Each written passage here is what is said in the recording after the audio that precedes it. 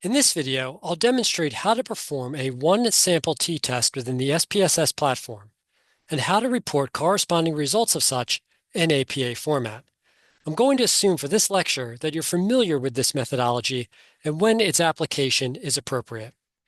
As always, all code related to this video's exercises can be found within the video description below, along with the associated data file, which is structured within CSV format.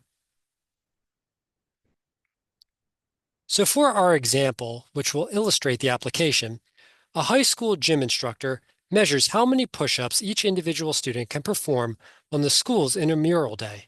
His results are as follows. So on the right there, we have the student ID number and the number of push-ups that the student performed, those being the variable push-ups. Is the mean of the set, assuming an alpha value of 0.05, significantly different from the national average of push-ups by student, the national average mean being 18. So our hypothesis is going to be structured as thus. The null hypothesis is the sample mean is equal to the population mean, and the alternative is the sample mean is not equal to the population mean. And since we're looking for general differentiation, our test will be two-tailed. So let's go to our SPSS platform. We're going to go to Analyze. Then we're going to select Compare Means, followed by One Sample t-test. So Compare Means, One Sample t-test. And initially, you should see something that looks like this.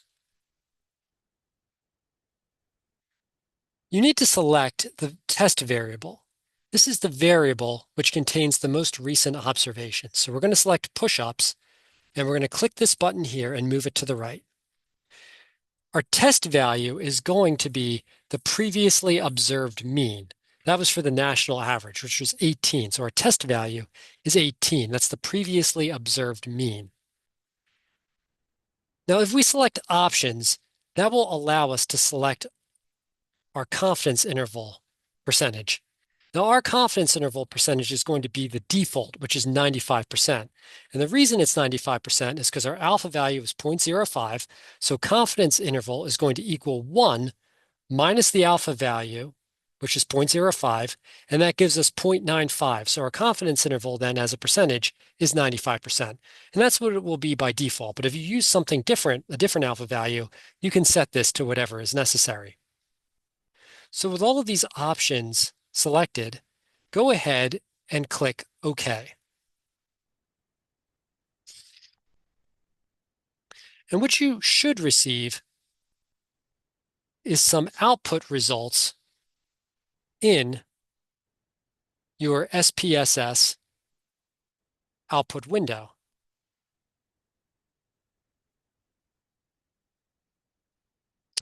And these should resemble the following. So we're really just interested in the values which I underlined, those being the mean, the standard deviation, the t-value, the degrees of freedom, and because we're looking for a significant difference, we're interested in the two-sided p. So here's how you will report these results in APA format. We would say that there was not a significant difference in push-ups performed by local students. Why was there not a significant difference? Because our p-value is greater than our alpha value. Our p-value is 0.166, and our alpha value is 0.05. So there was not a significant difference in push-ups performed by local students, mean 13.70, standard deviation 9.02, mean, this is the mean from the national average, which is 18. We got that from our word problem. 9 is the degrees of freedom. This value here is our t-value, and this is our p-value. And we're going to round these values off to 2 significant figures. So that is how you perform this particular function, and this is how you report these results in APA format. And that's where we're going to end today. So if you enjoyed this video, please consider liking and subscribing. If you have any questions, maybe leave a comment so that we can get help from one another. And we're trying to get this message to as many users as possible. So best of luck in your research and thanks for stopping by. And until next time, take care.